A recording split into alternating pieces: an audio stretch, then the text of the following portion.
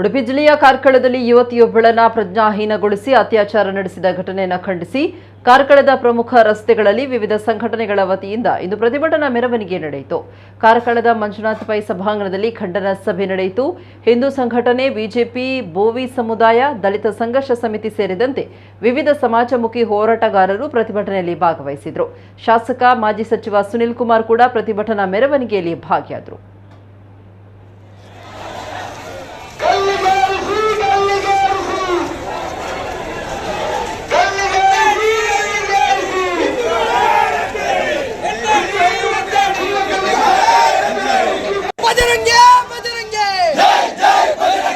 छत्रपति शिवाजी महाराज के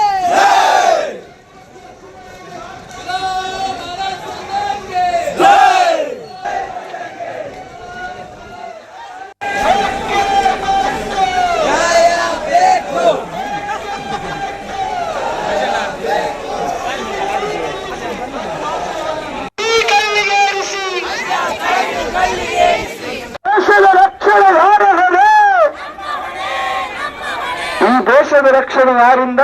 ನಮ್ಮಿಂದ, ನಮ್ಮಿಂದ. ಈ ದೇಶದ ರಕ್ಷಣೆ ಯಾರಿಂದ? ಎಚ್ಚರಿಕೆ, ಎಚ್ಚರಿಕೆ.